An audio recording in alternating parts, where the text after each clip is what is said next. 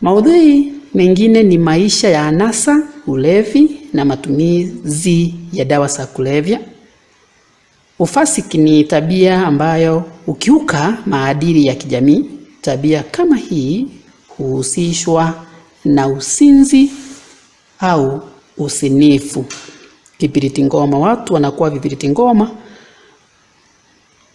Ukahaba. Sagiru anaishi maisha ya anasa huku akifanya usuhuba na wanawake kama siapa nje ya ndoa. Na tushaambiwa kwamba Sagiru alikuwa anabadilisha wanawake jinsi anabadilisha nini? Magari. Kwa hivyo alikuwa ni msinzi Sagiru. Anawanyang'anya wanaume wake zao hadi yeye mwenyewe akaitwa mnyakuzi au dudumizi. Aliitwa hivyo kwa sababu ya kunyakua wanawake wa watu wengine. Anahangaisha Mangwasha kutaka kufanya usuhuba naye, hata kutaka kumuhonga kwa kutumia pesa ili akubali mapenzi yake. Mrima anatumbukia katika anasa pia na kushiriki ulevi kupitia kwa Sagiru. Sagiru, kumbuka yeye ndiye alikuwa na mfadhili, anampea pesa ili aende kumtongoza bibi yake. Anashindwa hata kuitunza jamaa yake kwa sababu ya ulevi. Barua aliyoandikiwa Mrima na mwanamke ambaye kuna barua Mangwasha alipata ambayo imeandikwa fani, haikuwa na hata mwandishi, ilikuwa imeandikwa maandishi mapofu. Barua ile ilikuwa inadhihirisha kwamba Mrima alikuwa na mpenzi mwingine nje.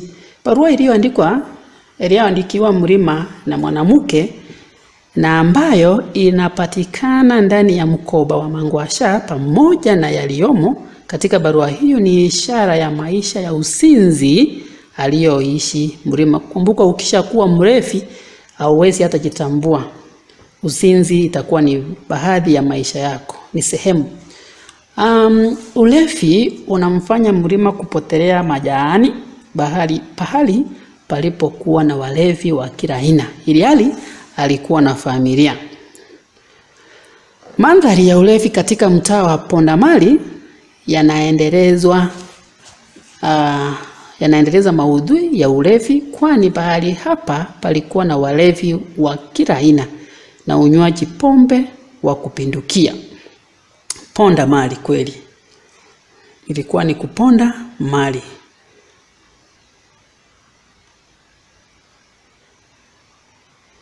Maisha ya anasa pia yanabainika kupitia kwa uhusiano wa Sagiru na Cheia.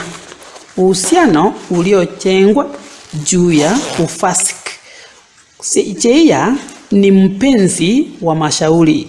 Mashauri ni mtoto wa Sagiru. Sagiru anachukua mpenzi wa mtoto wake. Uangalie jinsi usinzi umepita kiwango. Anachukua Cheia ambaye ni mpenzi wa mtoto wake Mashauri, anaenda kukura uroda ama kufanya mapenzi naye. Kwa hivyo huo ni usinzi wali Ngoshwe pia anaendeleza maudhui ya anasa, ulevi na ufasik. Pale tunapoambiwa anasifuja pesa kwa anasa mbalimbali. Ngoshwe ni mtoto wa Lesuli ya Mtemi Lesuli, na alikuwa ni mtu wa anasa, ulevi, dawa za kulevya na kila aina ya anasa mbalimbali.